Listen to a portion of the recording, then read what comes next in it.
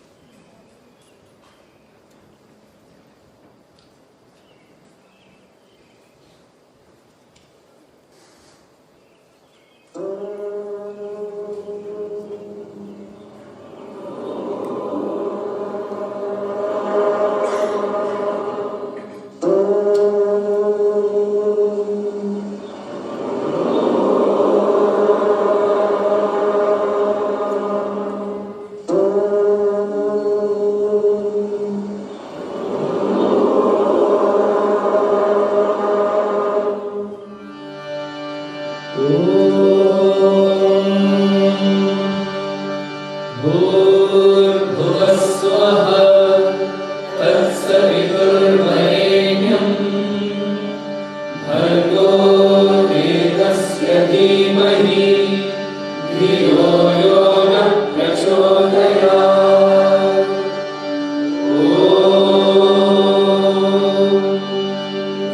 भूर्भुवः स्वः तत्सवितुर्वरेण्यम् भर्गो देवस्य धीमहि धियो यो नः प्रचोदयात्।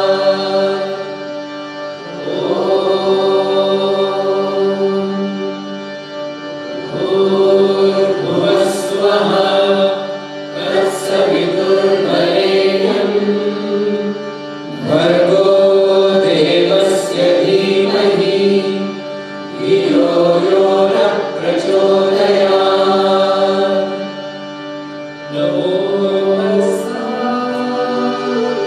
भगवतो अरहतो सम्मा सम्बुद्धस्स। बुद्धं शरणं गच्छामि धम्मं शरणं गच्छामि संघं शरणं गच्छामि। अशीर्णो महिष्ठेमस्ति उष्टास्ति उष्टाहाय प्रविशाय महिष्ठाय श्री श्मा इस्राएल Adonai Eloheinu Adonai Echad. Bismillahir-Rahmanir-Rahim. Bismillahir-Rahmanir-Rahim. Bismillahir-Rahmanir-Rahim. La ilaha illallah, Allah, Allah. La ilaha illallah, Allah, Allah. La ilaha illallah, Allah, Allah. Praise God from whom all blessings flow. Praise Him, all creatures here below. Praise Him above the heavenly hosts. Praise Father, Son, and Holy Ghost.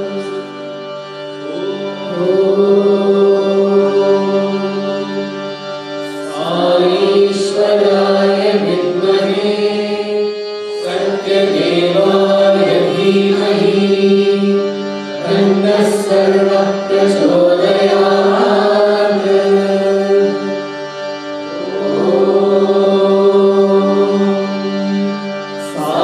ईश्वराय विद्महे सत्यदेवाय धीमहि तन्नः सर्वः प्रचोदयात्।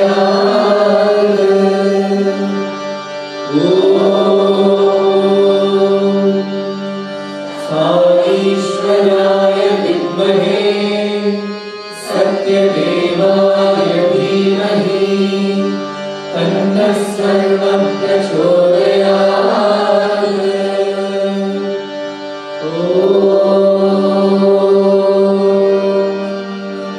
शान्ति शान्ति शान्ति।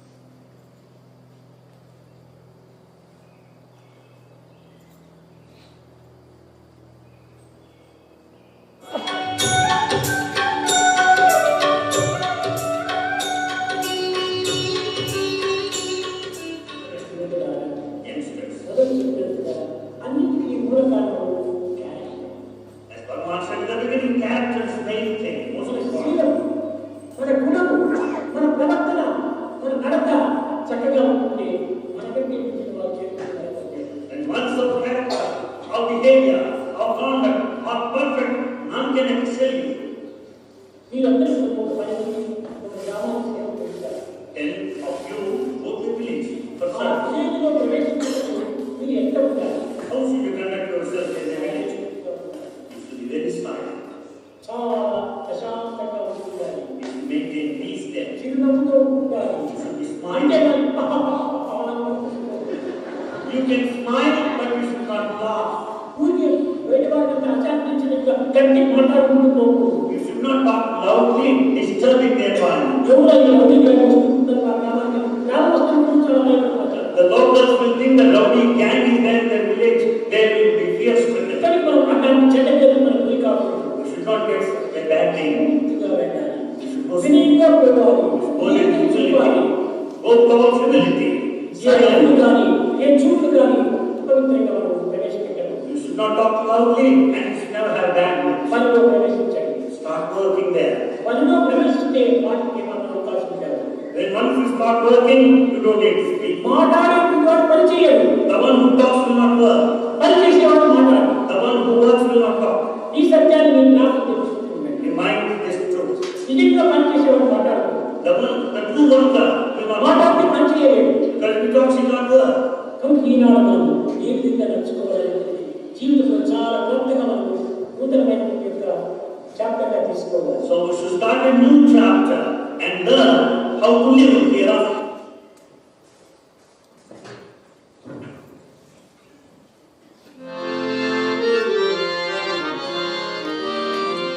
Oh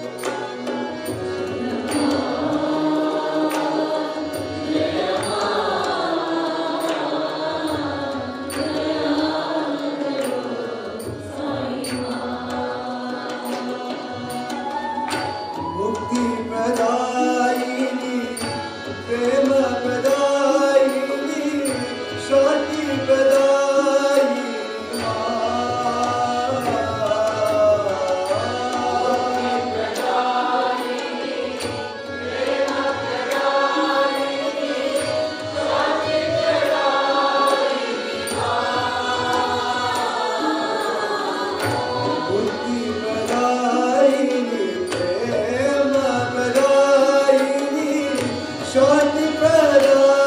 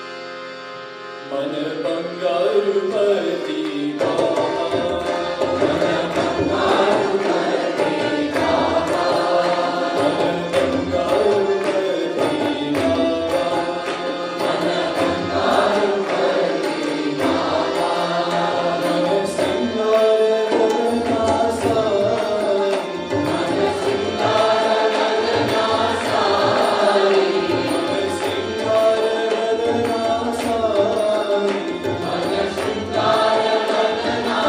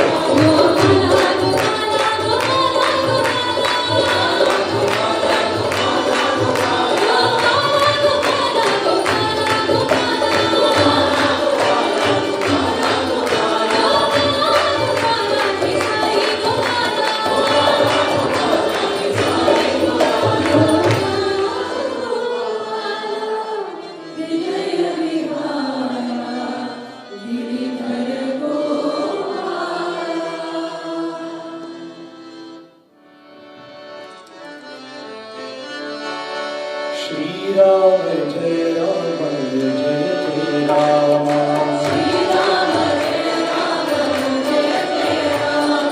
Shriram जय राम जय जय राम श्रीराम जय राम जय जय राम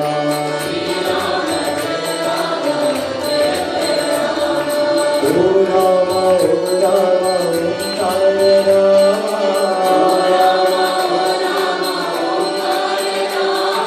ओ राम हरे राम ओ राम श्री राम जय राम जय जय राम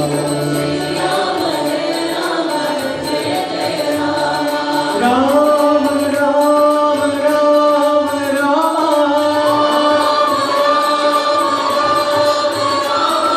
राम राम जय राम राम जय राम राम जय राम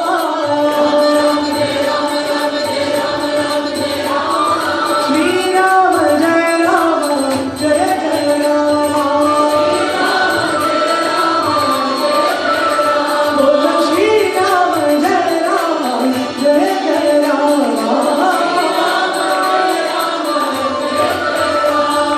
ओ राम सुंदर राम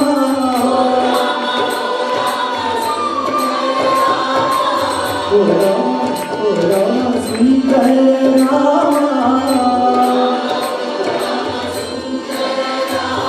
श्री राम जय राम जय जय राम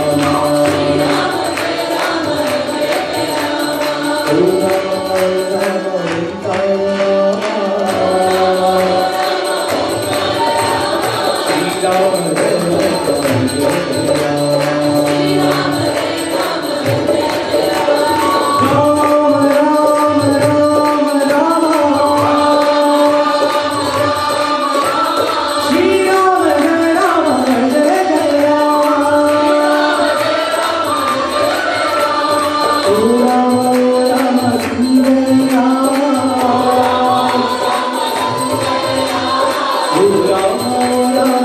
जय जय Ram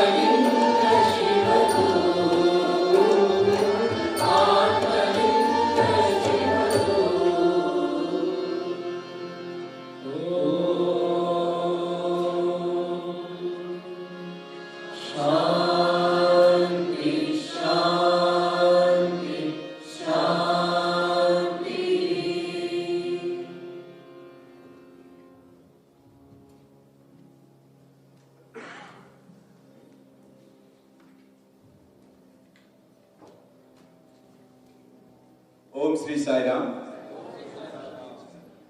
After such a beautiful bhajans, we have one more beautiful program also coming up. I was just thinking how to introduce this guest.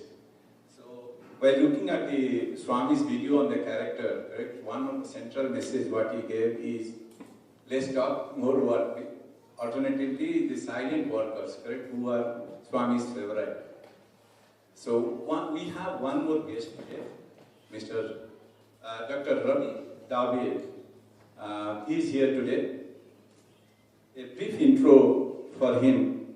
He was practicing the dentistry in the Baldwin, New York area for last 40 years actually. This is the selfless service for his lifetime actually. He has given for Swami.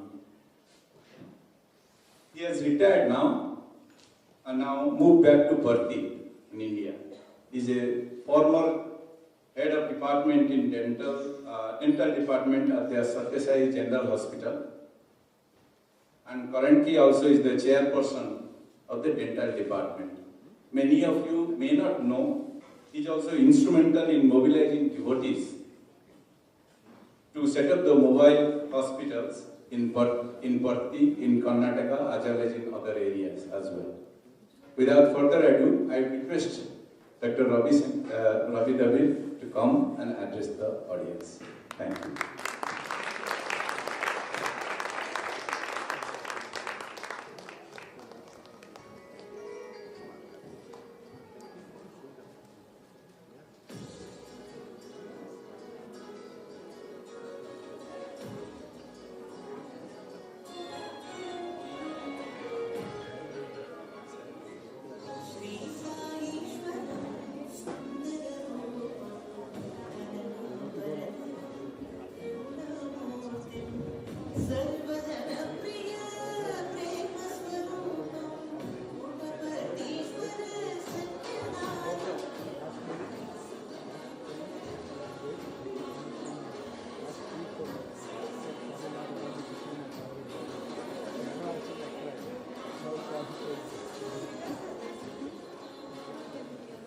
Okay, happy journey.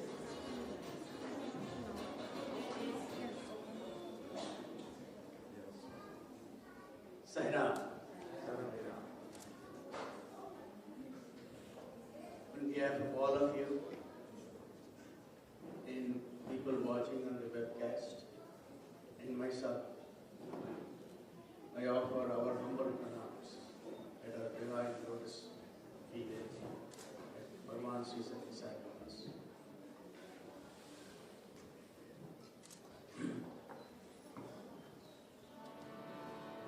Swami, take my hand. Jesus, take my hand. Dear Lord, take my hand. Take my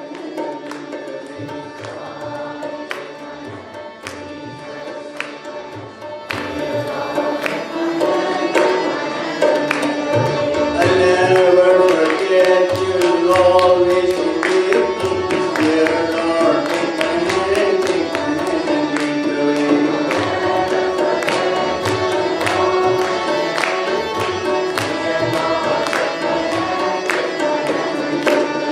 Your guide and protector, mother and father, dear Lord, take my hand, take my hand, lead the way.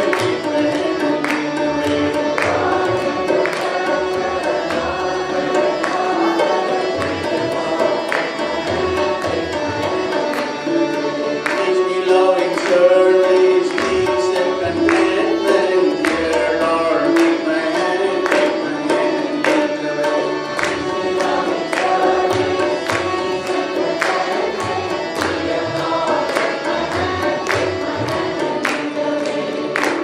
Swami, take my hand. Jesus, take my hand. Dear Lord, take my hand, and lead the way.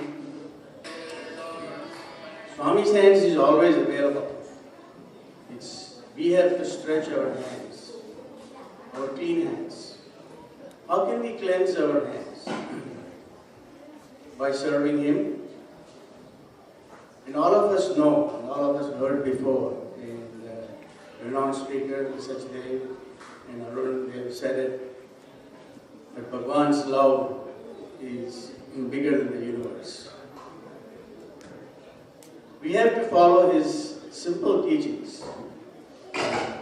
There are so many Vahinis and so many Satya Sai speaks, volumes of them, but everything boils down to just few sentences. Help ever, hurt never, love all, serve all. If we follow these simple things, I think our hands will get cleansed.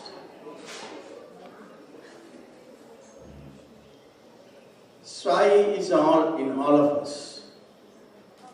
He is above us, besides us, behind us, in front of us, and all around us. Our introduction to Bhagwan was way back in 1948. I was not even born then. My parents and our whole family was fortunate to come under his umbrella. My parents met Bhagwan for the first time in 1948 in a person's house called Diwan Purnaya. Diwan Purnaya was a minister in the Maharaja's Mysore cabinet. So they were flabbergasted. They just didn't know who this gentleman, who this boy was. And he was sitting on the throne, in the chair, and everybody was sitting around him, and he was giving adhyatmic discourses. At the end of 2 hours or 3 hours, Swami told my father, and of course Dr. Padmanabhan, I guess everybody knows, and my mother and Dr. Padmanabhan's wife, he said, all of you come to Puttaparthi. Neither did any of them know where Puttaparthi was. Bangalore to Puttaparthi is only around 85-90 miles. And back then, the journey was not very comfortable. It was not at all comfortable. It was a real tedious journey. So my parents agreed, Dr. Padmanabhan agreed, and he said, let's all go to Puttaparthi for Dasara. And you have to take a train from Bangalore to Penagonda, which is about 60 miles or so. And it used to take almost 5-6 hours. You know, if you stop like this, the train would stop in the middle of the journey, and people can get in and get out. So they reached Penagonda around midnight, and you had to spend the night in the train station in Penagonda till 6 o'clock in the morning. The first bus is around 7 o'clock to Bukkapatnam. That journey is only about 20 miles. And you reach Bukkapatnam around 11 o'clock in the morning. And then you have to cross the river. So you take a bullock cart from the bus stand to the nearest crossing point, which is where now the ghat is built. I don't know how many of you have been to Puttaparthi recently. There is a ghat which has been built around the banks of Chitravati, and there is a mandir also there. So that was the crossing point for us. That's where the water is at the lowest level. Even then, that lowest level was above knee. So there was no way for us, me, my brother, and my sister could cross the river. So we used to hop on our father's shoulder, and one sitting this side, one sitting this side. Dad was carrying the bags, mother was carrying the bags. We went along, and on the other side, Swami is laughing at us. We are sweating, we are tired, we are hungry. But as soon as we reached the other side of the bank, Swami used to grab hold of us, or he used to grab hold of the bags. And when he smiles, the whole pain is gone. So we reached the old mandir. The old mandir was a small shed which is 20 by 20 feet.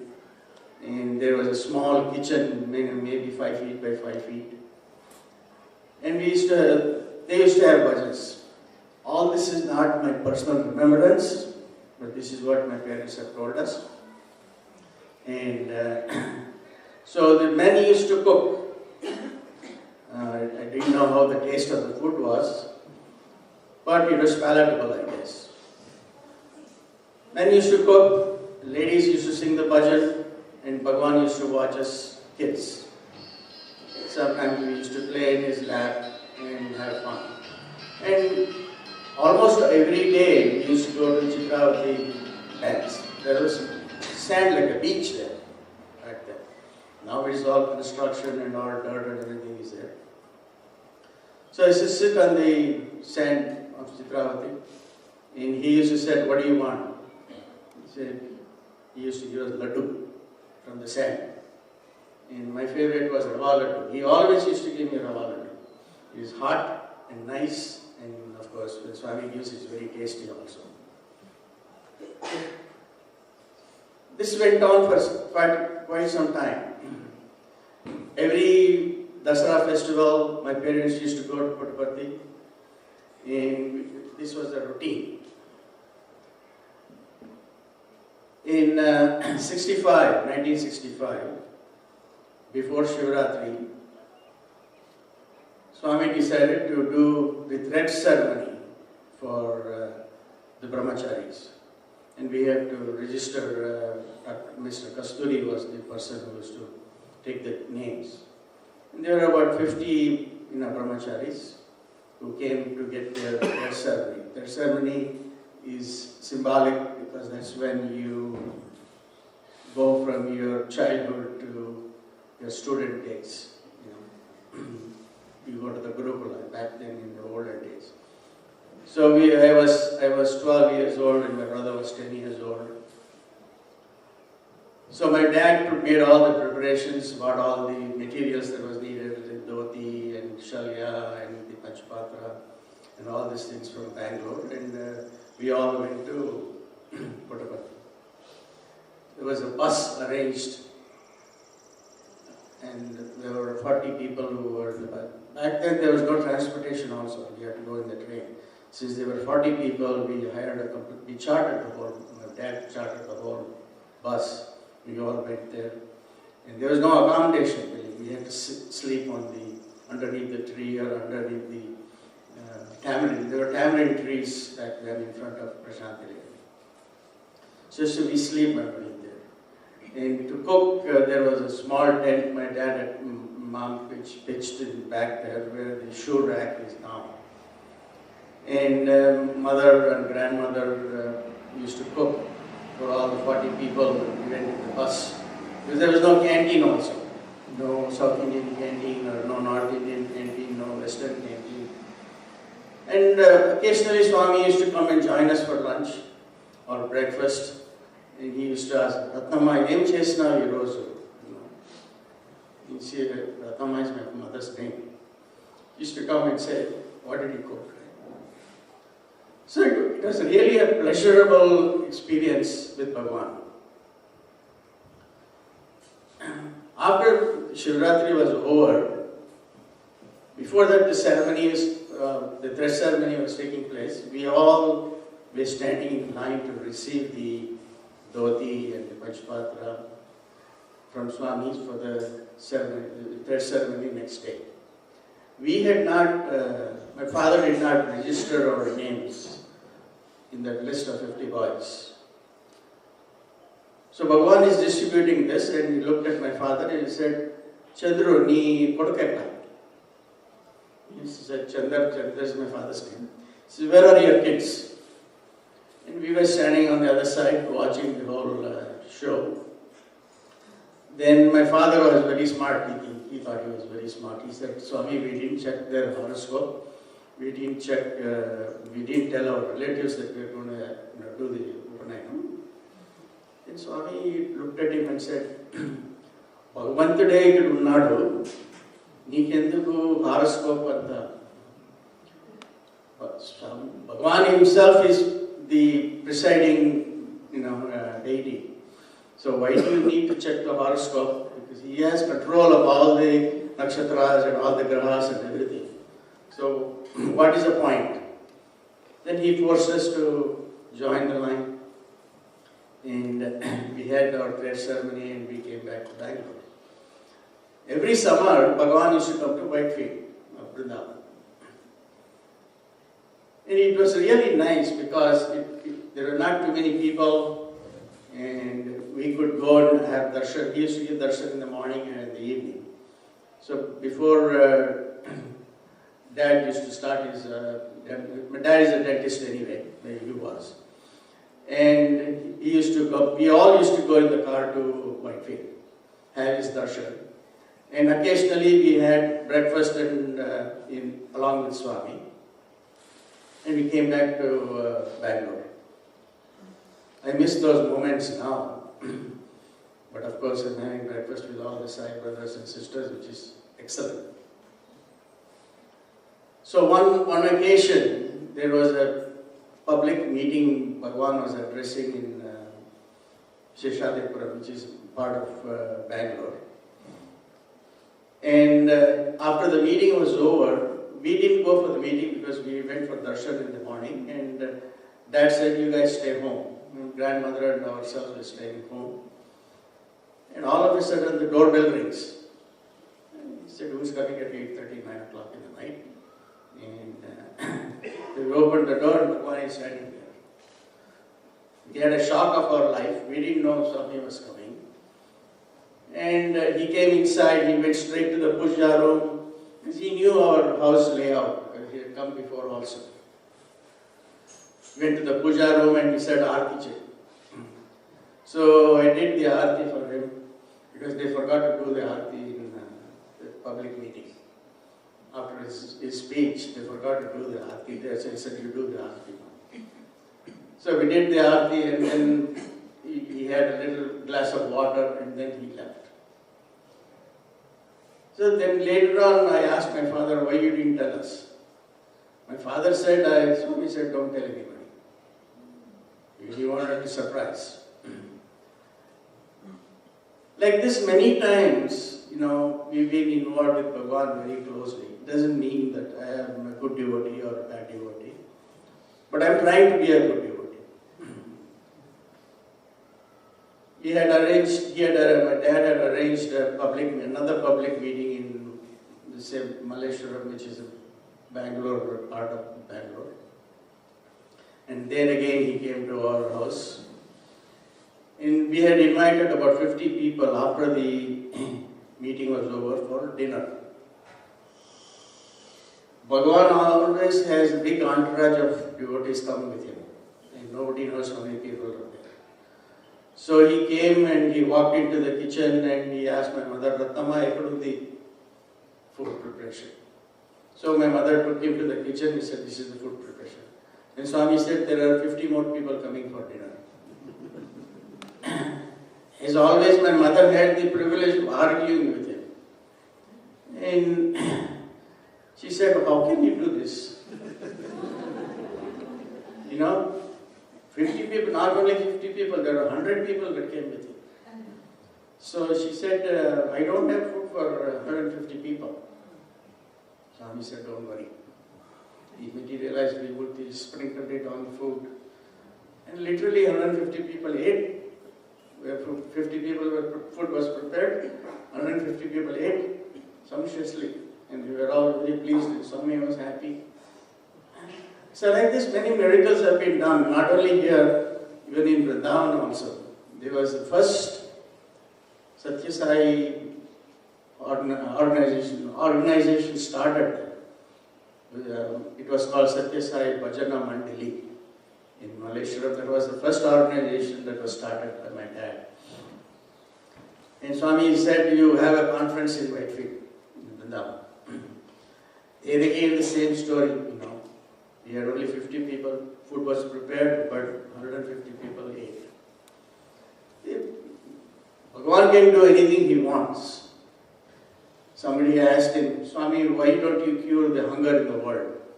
Or why don't you cure the calamity that is going on, the national calamities? Swami said, if I do everything, what is there for you to do? I am giving you an opportunity to be a service to the society. So we all have to really think that this calamities or this hunger is there for us to take care of the hungry people.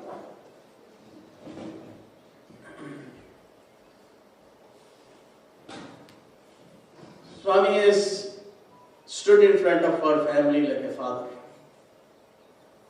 I finished high school, finished college, and then I didn't know whether I was going to go to medical school or dental school, dental college. So we were confused. So we were, as usual, we used to run to Bhagwan. He says, what should I do next? Bhagwan said, you send him to dental college. Next year, you send my brother to medical college. So I was not a great student. So I didn't get medical college seat in government hospital, government medical college, dental college. So I ended up in Manipal dental college. We had to pay a small donation. It was not much back then. And at the end of first year, I didn't really want to stay there because the atmosphere was very chaotic. The students were very rowdies, and there used to be fight every night on the streets. And there's a clash between the Andhra students and the Karnataka students. So it was not a very good atmosphere at that time. So I decided, I came home, I told my dad that I'm not going back to college. As always, my father had a very bad temper. Me also has got a very bad temper. My father had a very bad temper, and I was afraid how I'm going to relate this message to him. So I went to my mother slowly. Mother is always a conduit. Slowly folks are into going and telling me. Then Dad asked my mother, what does he want to do? My mom said he wants to go to Puttaparthi. So he said, go. He gave 20 rupees in my hand. Back then 20 rupees was a lot of money. So I took the bus, 5 rupees for the bus, went to Puttaparthi all by myself, and I slept in the veranda of one of the buildings. And as usual, Swami doesn't see you. He ignores you totally. If you know how, maybe Steve can say, you're on ice. You're really cool down here. Then you start to think what you did wrong. Anyway, I was there for some time. I decided to spend the summer there. So at that time, there was construction going on. The Prashantilayam Mandir was just a square block. So they did the temple architecture. They put the murtis and the pillars and all these things. So they were getting sand from Chitravati river so that they can mix for the cement and make this, temple architecture. So for about 15 days, I was hired, not for money, just to go haul the sand from Chitravati river to Prashantilayam. So we used to fill the basket of sand in the basket in a cane basket. It is not a regular basket. By the time you put it on your head, you're already showered with sand. And then load it on the tractor, and then tractor is to bring the sand to it. So for about 15 days, I was exhausted. I said, I want to go back. But you literally drained, and it's hot in Puttaparthi also. So anyway, by the end of 15 days, Swami was very kind and very generous, compassionate, like always. Along with the 15, 20 Tibetans, he called up me also for the interview. And he materialized his visiting card. I think you know what I'm talking about. He gave all the Tibetans the visiting card. They were exactly same number as the number of Tibetans were there. And I'm holding my hands like this. I didn't get one. I said, Swami, Undu. So after he talked to all of them, then he came to me and then he said, why are you not going back to college? I said, I told him that this is what's happening there and I am afraid to go back. Then he says, no, you go back. He materialized a ring and put it on my finger and said, now you go back and finish your dental college. I finished the dental college in 73. Then came back, joined with my father and started practicing with him. You know, the old generation and the new generations don't mix together. So me and my father always used to have arguments regarding the patient treatment,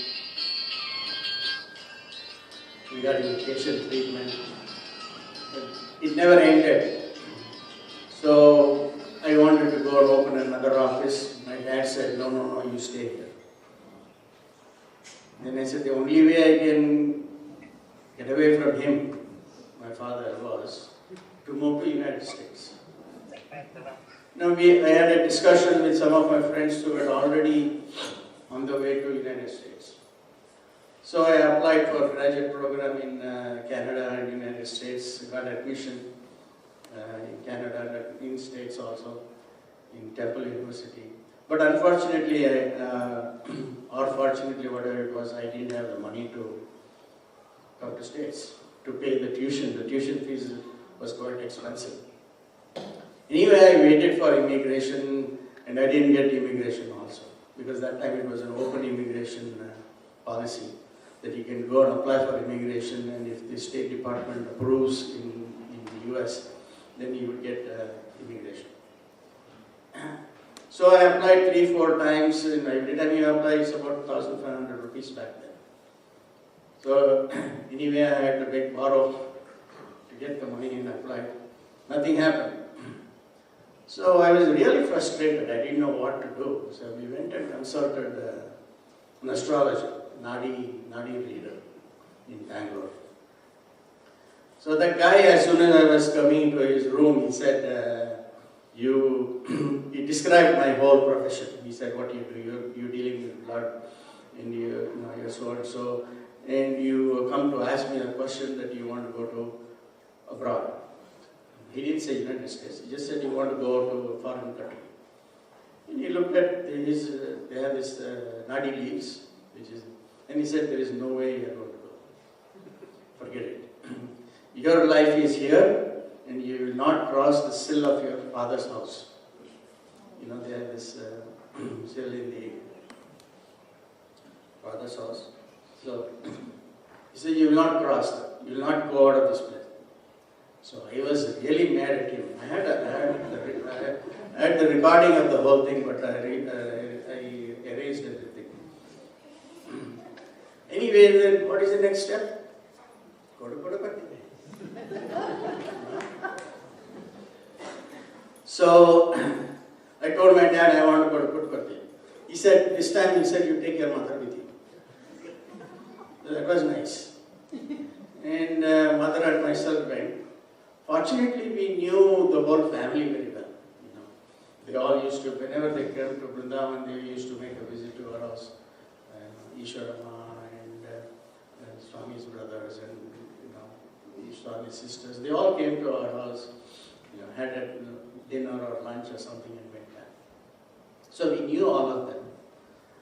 So we went there, and as always, Swami wants to test how strong we were. He made us wait. We spent 10 days there. My father was screaming from Bangalore. He says, how long are you going to stay there to come home? Then I guess he also knew nothing is going to happen unless Swami says. So at the end of 10 days, he said, Bhagavan was very kind, as always. He called us for an interview. And he said, Chester, what are you going to do? I told him I want to go to America. No chance. He said, impossible. So, as much as adamant he is, I was also adamant. So I told him, nothing doing, Swami, you have to send me. Then my mother explained that there is an argument going on at home every day. I cannot stand it. Finally, he said, at the end of the interview, before the end of the interview, he said, okay, you get married, I'll send you. He also told, you know that you cannot go. He was trying to, tell what the astrologer was telling. The astrologer said, there is no way you are going to go. But Bhagavan said, you know that you cannot go.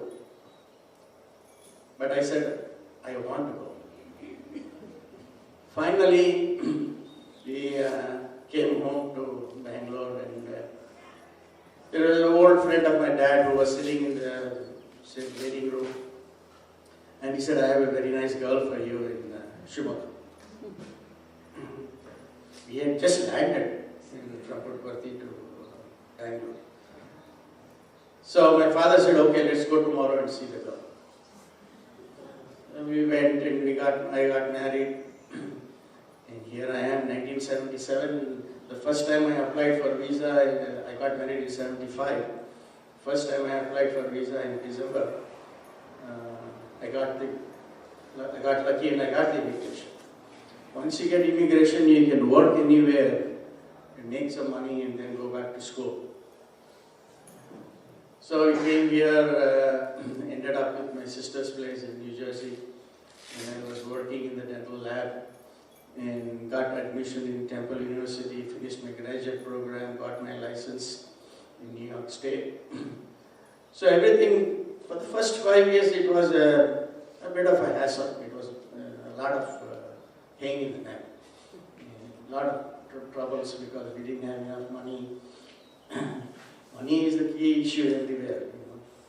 But anyway, we managed, and we finished. In '83, we moved to Syracuse.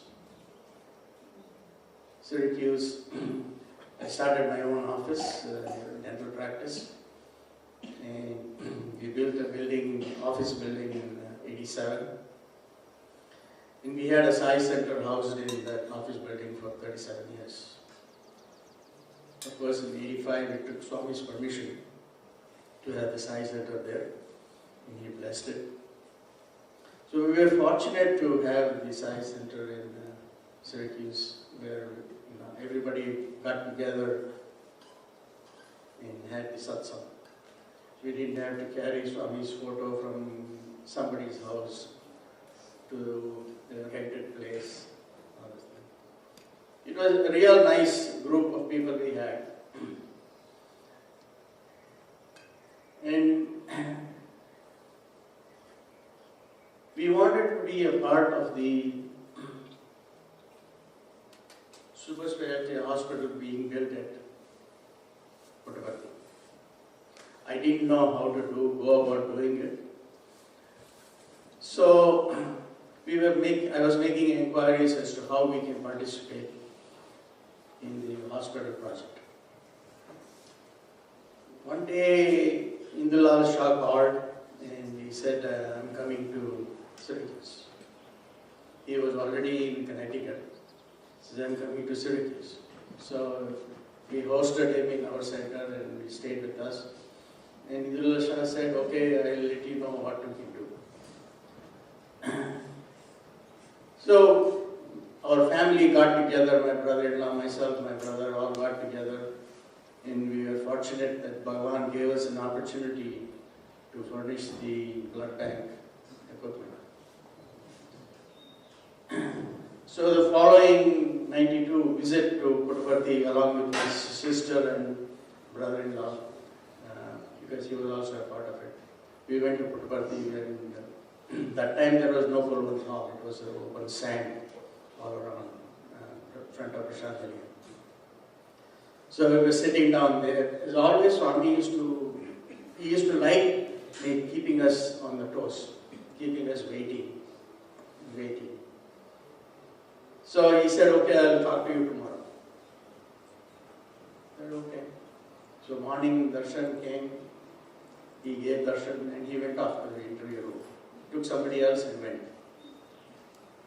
So always, we had kids, my kids were there and my sister's kids were there.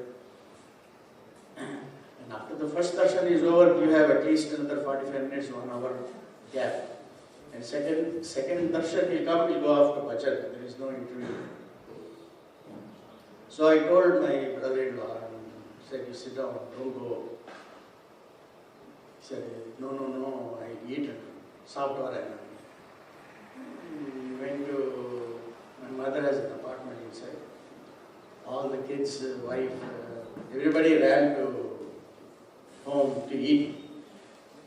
And Bhagwan came out of the interview room, the first one, and he said, where is the family? They all went to eat, so went up. So I was boiling inside.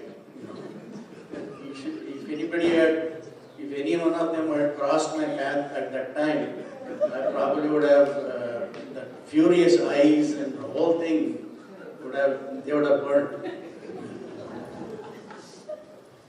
So I went home and I said, Bhagwan is calling you.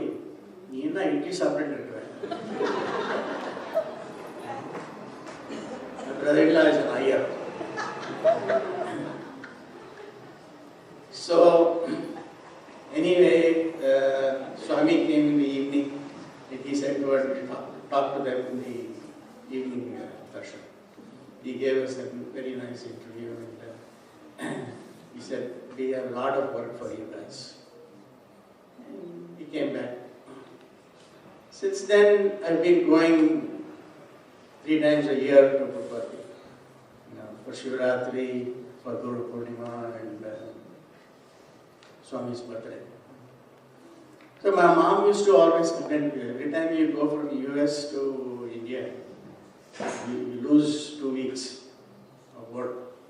And being in a private practice, it is a loss because you not only lose money by not working, but you have to pay your employees. They don't want to take off without pay. So my mother went and told Swami one time, he's spending too much money. So Swami said, why are you spending so much money? He said, Bhagwan, don't tell me not to come. I want to come, I want to see you. That's all I want. Doesn't matter what money is. So he always accommodated. And one time, from 91 to 98, 92 to 98, we had set some funds for the sewage treatment plant to be done in Puttaparthi. Because in the 85, 90, when the birthday celebrations was going on, the sewage was over, the sewage tank was behind in Prashant Nilayam Brown building, and it was overflowing. And it was not a healthy situation. People used to dive in the sewage tank and remove the clogged material. And I saw that and I said, oh my God, this is health hazard. And I told Swami, Swami said, okay. So our family got together wanted to do my brother-in-law was a sewage treatment specialist in Canada. So he designed the plant and we contributed some funds to it. And Kutum Rao was instructed by Swami, you send him a receipt and send him a prasadam also. So we got that and it hit me. I already going high. So I landed in Puttaparthi in 92 and I went and questioned Srinivas. How come my project is not being taken? When you give Swami something, you are not giving it to him, it is his, you are just giving back to him. You should not question why it is not being done. So I learned a very bad lesson. For 5 years I was on ice. But I still used to go to Purupati. You sit here, he used to go there. You sit there, he used to come this side.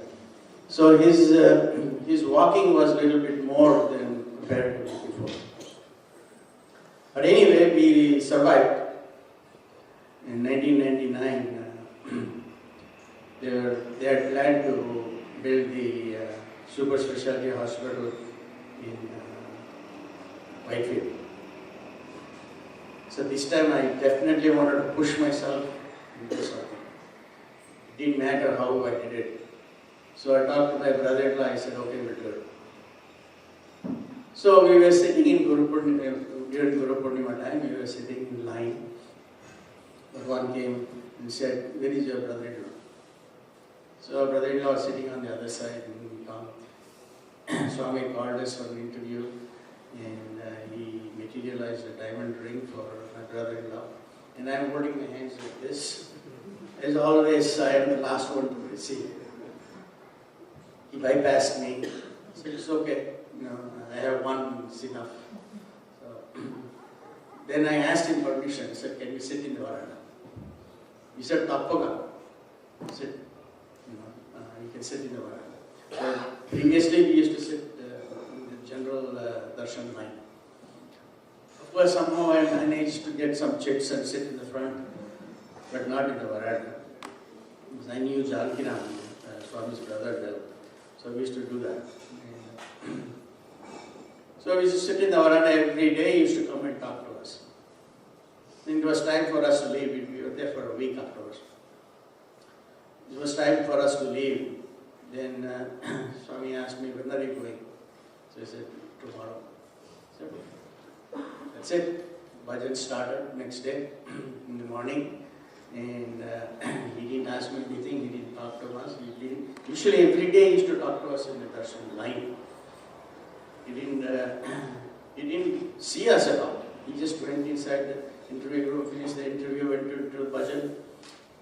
And said, okay, we can go. So we were the arati was about to start. He stopped the arati, and he came outside, and then he called us both. And then he said, he could have started, he's got. He realized another diamond ring, he put it on my hand, and then he told both of us, there is a lot of work for you three guys, my brother, myself, and my brother-in-law, in the Sai Medical Care Mission. Currently, my brother is the orthopedic surgeon and he is the director for Whitefield Hospital. I don't know if you call it an opportunity or not, but he was instrument in doing surgery on Swami. The other day we had a workshop here as calling an instrument. What is an instrument? How you can be an instrument? So the normal practice for my brother was, when the patient comes, he's wheeled into the operating room. He used to tell the patient, say Sai Ram. And the anesthetist used to come, put the mask on his face, and the patient used to go to sleep and he used to finish the surgery. So Bhagwan was on the table, then he's telling Bhagwan, say Sai Ram.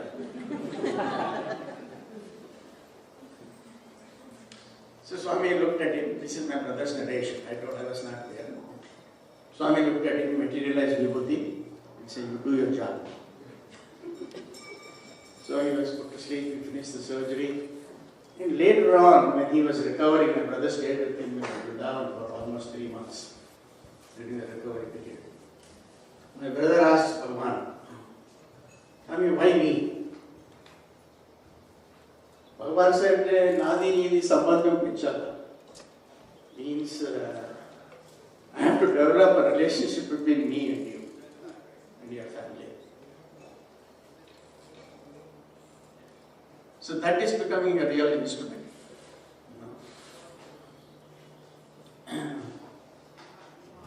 So anyway, 2001, the hospital opened in year 2000. We asked Bhagwan if we want to do something for the hospital. Said, no, Chesko, Yemana Chesko, do whatever you want to do, talk to the trust people. He did it, and he told Bhagavan told us that we will do the thread ceremony for your sons, 2 boys and my sister's boy. And then he fixed the date also in Whitefield. They had the Upanayam and the thread ceremony. Bhagavan was kind enough to materialize the Janevu, or you call it Janwara. And he put it on them, chanted the Gayatri, and explained the significance of Upanayam or thread ceremony to the boys. And he spent a whole 2 hours in the interview room with us. And my mother was there. And he materialized, as always, a nice watch for me and my brother-in-law. And he said, I'll give you a Rolex next time. And we were happy with whatever he was doing. We didn't need but you can't argue with Swami, I don't want. And my brother-in-law said, thank you, Swami. Swami looked at him and said, you don't thank for family. I am family. So, be happy. And again he said, you have a lot of work to do with the Satyasai medical mission. So we were really wondering what we've been doing it, whatever we have been doing, we've been doing it. But we wanted to do more, So one day I asked him, Swami, I want to come back to Puttaparthi. Swami said, neither double levu, akade undu. You make enough money and then come. Swami said, you don't have enough money you don't want to come here and struggle again. Then you work for a job, you for payment and all this stuff. He said, you don't want that. You make money, and Swami will tell you when. So we didn't have a retirement plan at all. Because we had 3 kids going into college at one time, and it's a lot of resources that we had to spare. So after the kids finished their college, we started our retirement plan, we just had enough. And we wanted to go. Swami said, wait. Unfortunately for us, Swami left his body in 2011, and I didn't get a verbal chance, or a physical communication with him saying that I can go or not go. But I took a chance. In 2015, we decided to pack up, retired from the active practice, financial gain, and went back to Puttaparthi. My mother was still alive then. And we stayed with her for about 6-7 months, and then she passed away, then we moved to Puttaparthi. Since then, we've been actively involved, I have been actively involved in the general hospital, the dental department, and trying to build up the dental department and the general hospital. 2006, we had permission from Bhagavan to add an addition to the general hospital. The general hospital was very small then, and patients were more than what they could handle. So we got his permission to build the general hospital, another addition. So I showed him the plans, and Bhagavan said, very happy to it. And I left, came back to US. And I didn't know that Swami had already planned for next following week to do the Bhumi Puja. They had drawn up, they got the architect to draw up their own plans, and Swami had, was ready to do the Bhumi Puja the following week, but by then I had left. But for some reason it got stalled. There was a gentleman who came from Gujarat and said he was the medical council president. I mean, he was fighting for it. It was in the court. He came to the trust and said, I'll give you permission to do the medical college and all these things. But it didn't happen. In 2011, Bhagavan left his body, and we were wondering what's happening, how can we get the hospital going. I think around 2012, so Mr. Mr. V. Srinivasan from Chennai, who was a trustee, came to New York and addressed a gathering there. And he said, we are looking to expand the General Hospital in Puttaparthi. And I said, I got a chance now, because the door is opening to do that. After this talk, then I went to him and talked to him, and I said, we want to do that, and give us permission. Then he said, you are coming to Swami's birthday, we'll talk there.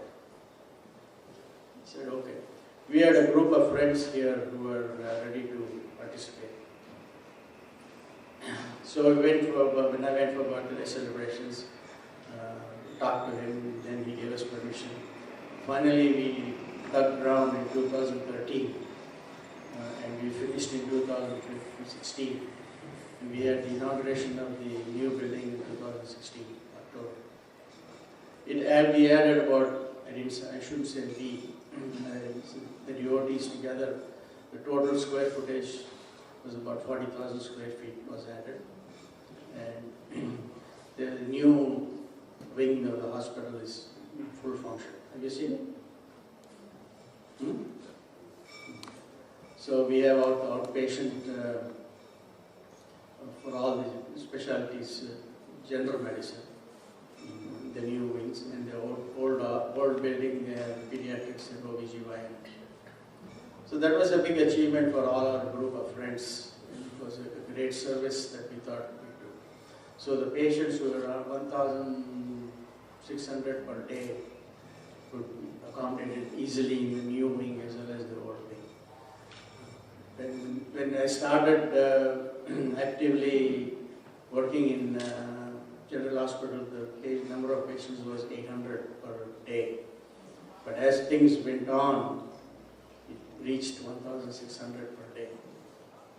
Now since the COVID came and went, hopefully it doesn't come back again. Let's all pray for it. We don't want to have COVID anymore. The number has come down. Plus, there are also a lot of private clinics outside. And the government also has a free healthcare system that they can go anywhere they want. But it is still a burden on the trust, Central Trust. Central Trust spends almost 70 crores for healthcare per year, and about 35-40 crores for the university, for the free education for the kids. And there's another 10-15 crores that they have to spend for the maintenance of the ashram. None of the trustees are paid. All the travel arrangements and everything is done by themselves. Ratnagar is not paid, or any of the other trustees are not paid. They're pro bono free. They're providing services. 1989, my brother made a visit to US. He did a 2 months course on arthroscopic surgery, and he stayed with us in Syracuse. He and his wife both came, and I used to drive him every morning to the hospital so that he can take his course. And in 1990 he went back, and his wife fell sick. She had a rheumatic heart. She had the valve replacement done when she was 14, 15 years of age. And it was a mechanical valve. It was done in Chennai, the railway hospital. So her heart was failing, literally failing. And my brother took her to Chennai again to see the doctor. The doctor said, she needs a new heart. This was in 1990. I don't know if 1990 India had capabilities of doing a heart transplant. So I was trying to make all the arrangements in Rochester for her to get it done. So they went to Chennai, and he stayed with one of his friends. And in the night, when they were resting, sleeping, Swami comes in her dream and says, you come here to Whitefield. So, invariably, she's not that kind of, I don't know whether we can compare devotees together, but she was okay. Didn't object to what my brother did or what I did. She was a part of the Balavikas Guru also. Anyway, they landed back in Bangalore, and to talk to Swami is very difficult in Vrindavan.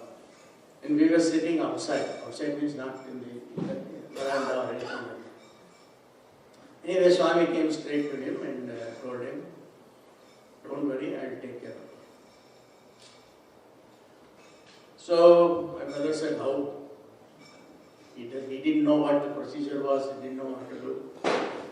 Finally, he told, Venugopal is coming from Delhi.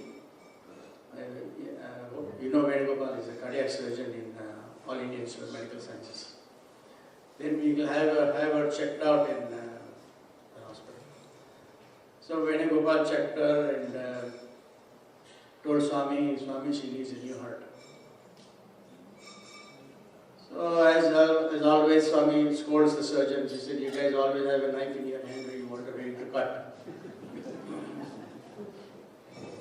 Swami said, Chana manchidile. Very happy.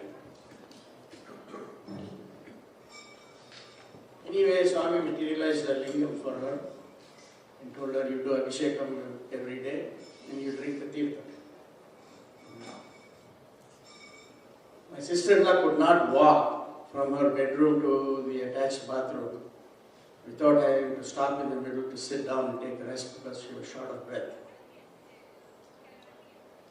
So after taking the tirtham every day, she improved a little bit. She had a pharmacy in her house. All the medicines were available in her house. So slowly, a couple of months later, she was able to walk a little bit more. Finally, she was able to walk more than 1 kilometer a day. So during that last interview with Bhagwan, when he introduced Venugopal, Swami said, you come to Whitefield, Venugopal will come there again for Swami's birthday and then we will check there also. So very happy. No? Birthday came, this first interview was somewhere in April. Bhagwan is in Vrindavan. Birthday came, brother went, Swami called him and said, go and see Venugopal in the hospital, super hospital. Venugopal checked her and he said, I don't know, sir, what happened. Everything looks not normal. Everything looks okay. I don't think she needs any surgery now. You just wait. Her daughter was only about 12 years old then. She was studying in Swami's school. And every time my brother used to go, said, "Eppudu pendi chestavu? When are you getting your daughter married?" So he's only 12 years old. How can you be? Only the pendi chesed, get her married quickly. So it went on like this. She finished her med school. She finished her graduate program in ophthalmology. And she started working in Ramaya Medical College in Bangalore. Then she got married in 2007, I think, 2007-8. And her mother passed away after 4 days. There's a 20-year gap between the first incidents and the last incidents. Swami just extended her life. She would have gone back then 20 years ago. Girl would be left alone. So people asked, one of my colleagues, friends in Syracuse, her husband also passed away from cancer. So he went to Puttaparthi. Swami gave him an interview, and they're from Delhi. He gave him an interview, materialized Swami's pendant and put it on his neck. He said, "Tere ko dusra janam diya hai." But 4 years, 5 years later, he passed away. See, when first time when he went, he was not eligible for insurance, life insurance. He was not eligible for workplace insurance also. But when the doctor cleared him after the first visit, doctor cleared him of cancer cure, then he got insurance. Otherwise, if he had gone back then the lady is left alone without money. No insurance, and there's a house payment, a car payment, and all these things. So 5-6 years he managed his financial affairs. And his wife was okay now. She's okay now. Otherwise she would be in a terrible state. So I explained to her about my brother and his wife. And she understood. Otherwise she would be cursing Swami. She was cursing Swami actually that time. The Swami doesn't...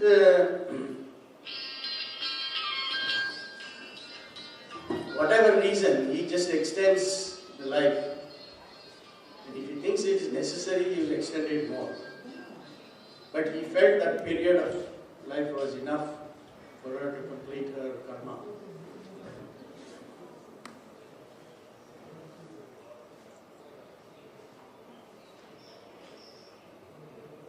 How much time we have? 4 minutes.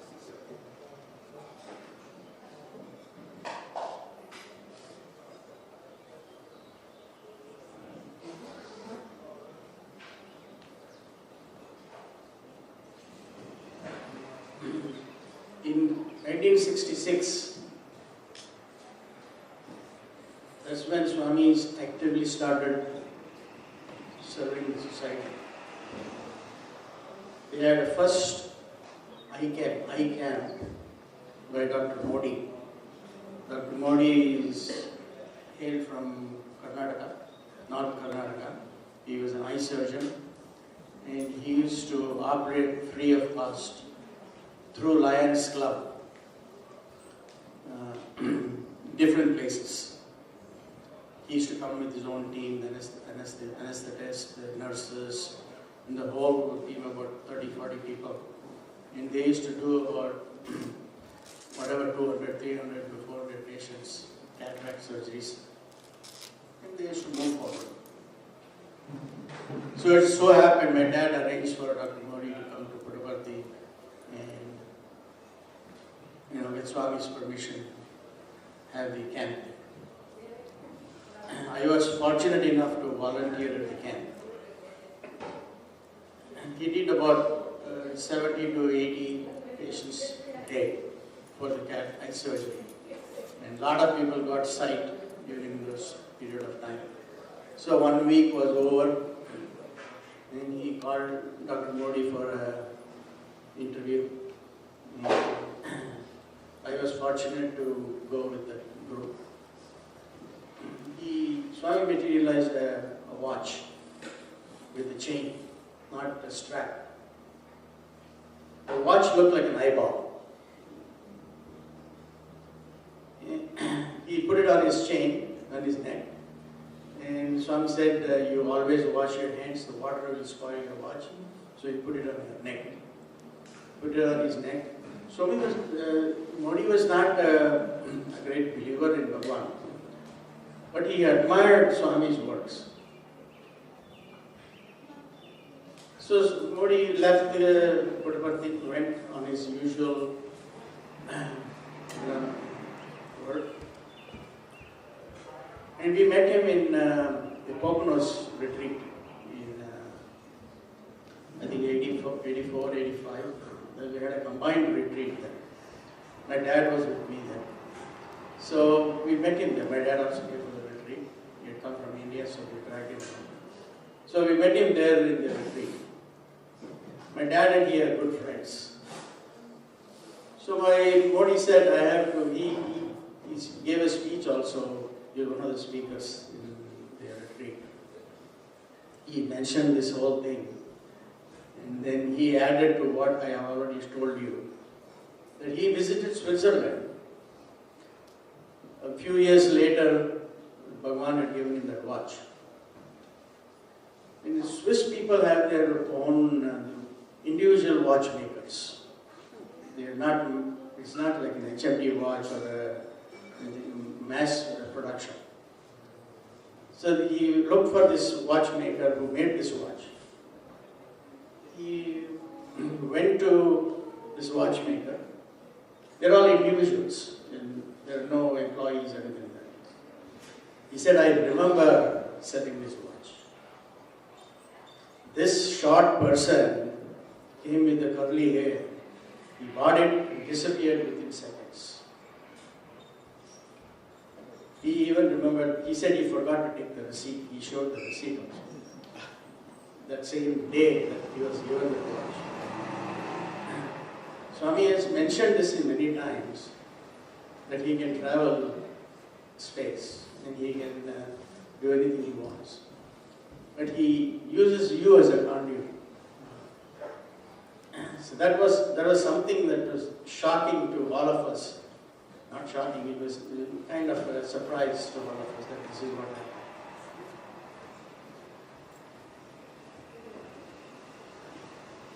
So this is Bhagwan. So we should try to develop our own individual selves and individual spirituality.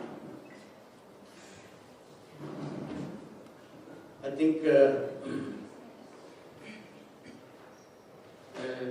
here, I have one last bhajan. We still have time there.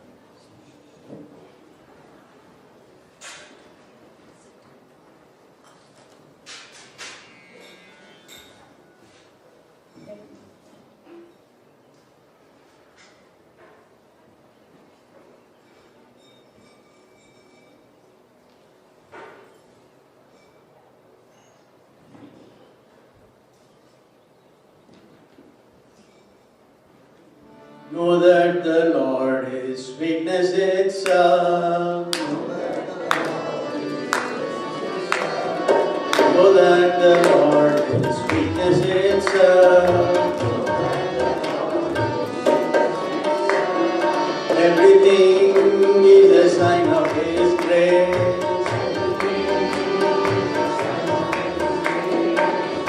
He is the nearest, He is the dearest. Born in the world as Sri Satya Sai. Hold on to Him as close as you can. Hold on to Him as close as you can. Knowing Him as an intimate friend. Knowing Him as an intimate friend.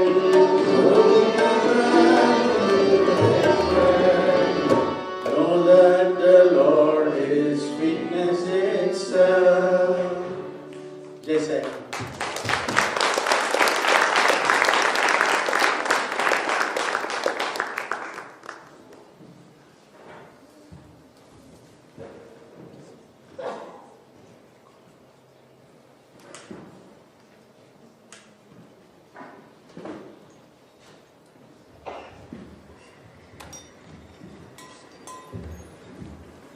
Om Sri Sai Ram. Sai Ram.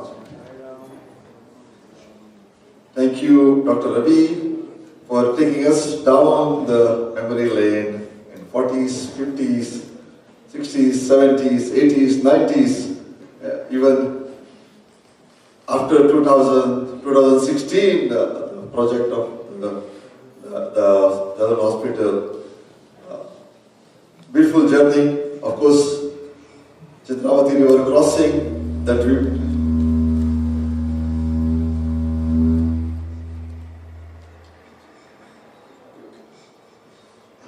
Chitravati River crossing that we mentioned in the beginning on Saturday when we talked about this, our campsite, retreat site, as our mini Prashanti. I'm happy to mention also that we said in the beginning that this retreat is for our spiritual adventure, no physical adventure, of course, and there was water and there were those trees and wooded areas. We said stay away from them as you can, and I'm happy to say that we have a disaster response team here. Rajan Kayal Bhai used to be chairman, and he didn't have to come in to rescue anyone. we had few devotees who had sleep here, but with Swami's infinite grace, nobody really had any injuries. And the whole retreat, with Swami's grace, touch wood, has been perfect. Everybody is spiritually elevated, spiritually elated, physically fine, physically safe, and retreat has been such a elevating experience with Swami's grace and with everybody's dedication, everybody's commitment, everybody's 100% involvement, 100% participation. That it's really a blessing to be part of such an event.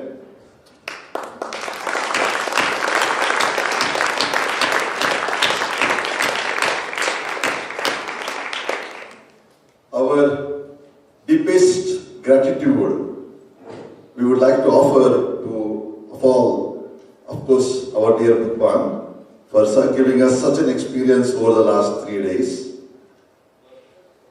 We would, of course, also like to offer our gratitude to all the Bhagwans who they were Bhagwans for us, all those volunteers who have been tirelessly working over the last several months, specifically last several days.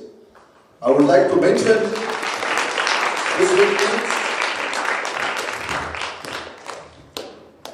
I would like to mention specific teams without really taking any names, because you know who you are, Bhagwan knows who you are, and everybody's involvement has been 100%, in fact more than 100%. But we would like to mention the teams here. Registration team, accommodation office team, I should say.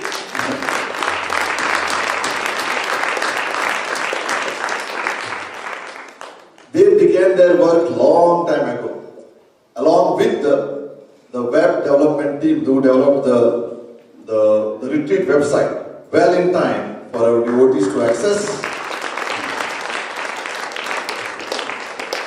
and devotees to get the information in due time so that they could register, they could plan well in time.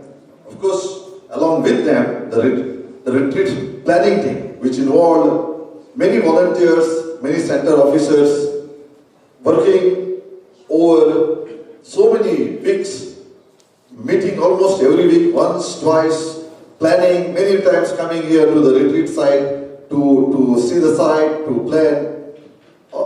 The involvement was such an overwhelming experience to personally me, to our regional team. So retreat planning team, web development team, registration team, kudos to all of you.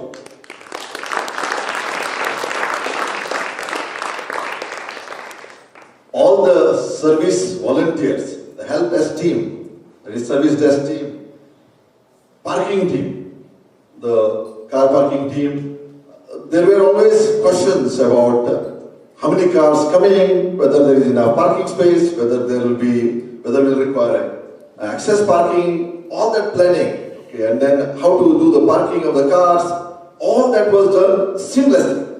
I mean, so many cars came, so many cars went. Even in the last minute, okay, yesterday, day before, we've been making the announcements. I've been just making the announcement. Everything was planned by them. What to do, where to park the cars, how to pick up the luggage, etc. So parking team, as well as the transportation team, bringing all the volunteers and the devotees, speakers, luggage management, so meticulously planned by all these teams. Again, it's just an experience for us to learn, for me to learn. Okay. Cannot forget the sanitation team. You go to any place of the cabin as well as volunteer in the bathrooms, everything was spick and span. Okay, wherever I went, it was all taken care of. So cannot forget them at all. Our Satvik food preparation team.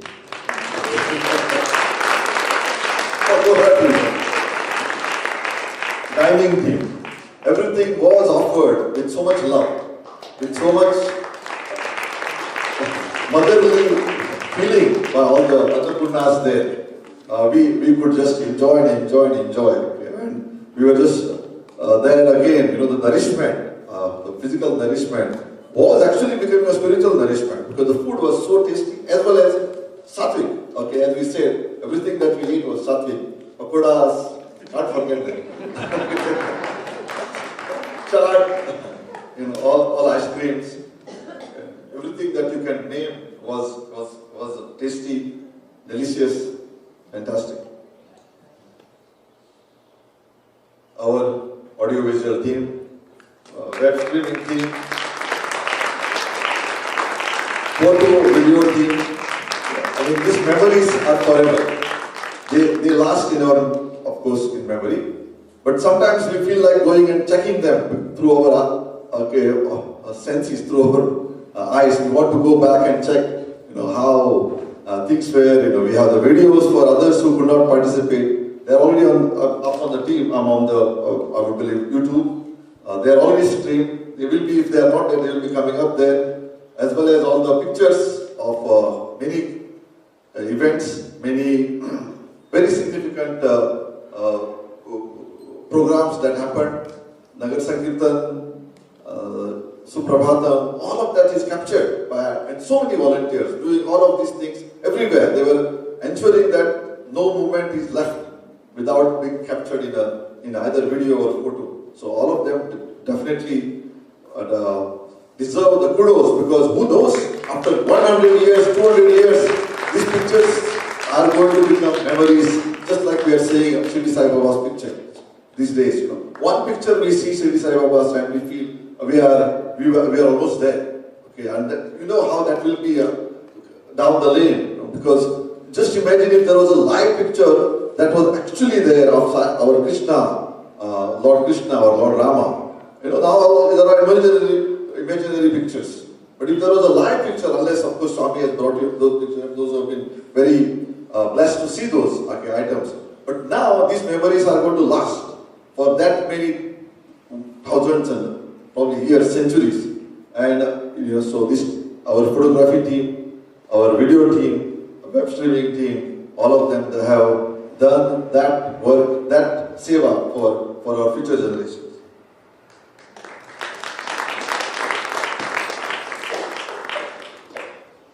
Altar team, no need to say anything. Just look here. Look at the Swami's room.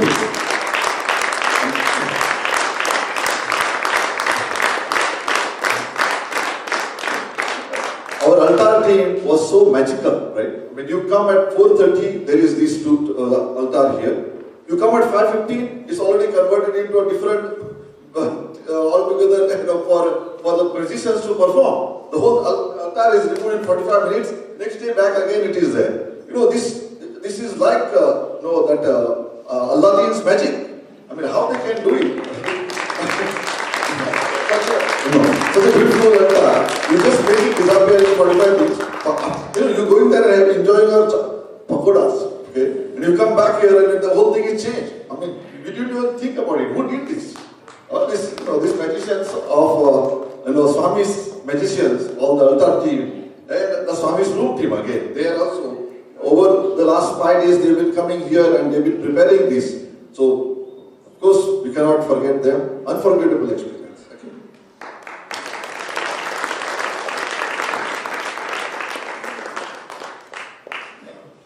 There is Victor's cleaning team. Some of these volunteers, you didn't even see them. They came, they cleaned, they left. As they came, they saw, they conquered, whatever that is. An historical saying is there. Right? They came, they cleaned, they left, nobody saw them, but you only found that everything was clean everywhere.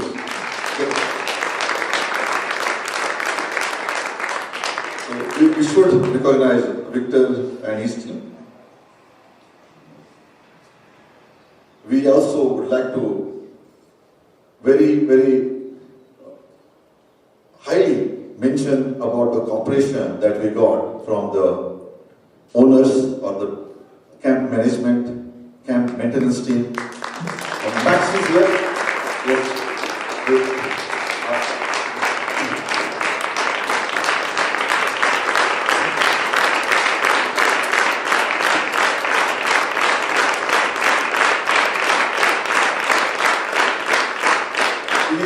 He's a representative of the camp management. Max is in charge of the maintenance.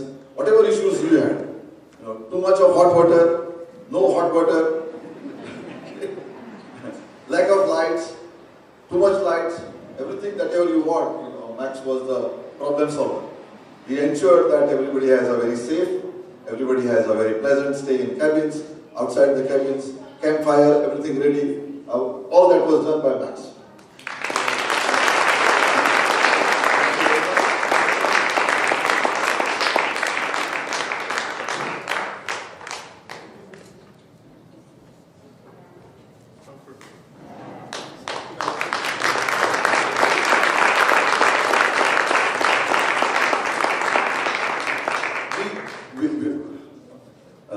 We of course cannot forget our guest speakers, who all three of them who are in person here, as well as our Chakravarti sir and Akshay, who very kindly gave shared their experiences. Many of you came from across the continent. I mean, one of you came from across the continent, as well as Dr. Ravi, in fact, came from the continent, and you gave us your life stories, you shared your wisdom and enriched us. So, Venkat, can you please, as a token of our appreciation, can you please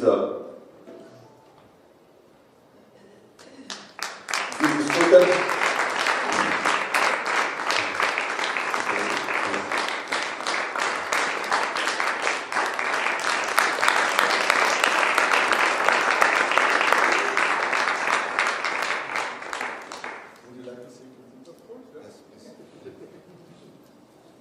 Hi everyone. Hi. I'm Max. I'm the assistant group director here. I just wanted to say a few words. It's been such a pleasure and an honor to have you all here at our camp.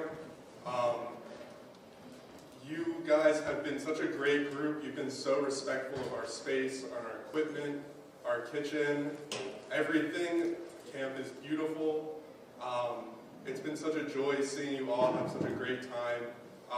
Listening in on what speeches I've heard, your singing, your music, it's all beautiful. And from me, from Jay, the director and owner, and our maintenance team, we just want to say thank you for being so respectful. And it's been such a pleasure hosting you all, and we hope to see you next year too.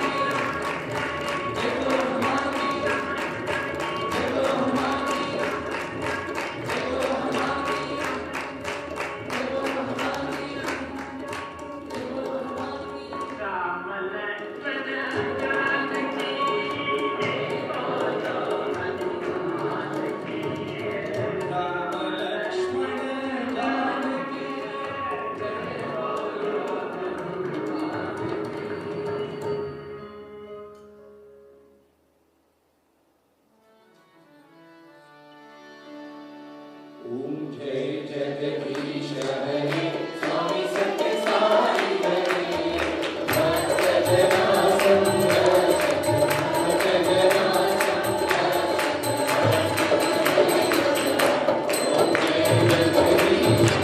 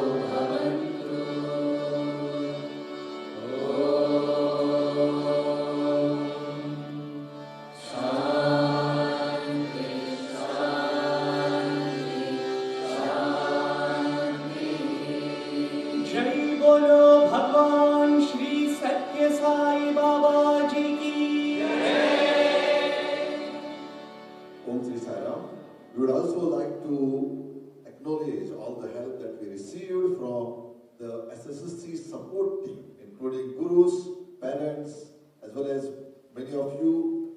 We'd like to again acknowledge all the talented musicians, singers, all of those who presented such an enriching program to us. We didn't want to miss you. There are many unsung heroes, but Baba knows who you all are. So please, after this, we are all packing and going home. Drive safely. See you next time. Sai Ram. Thank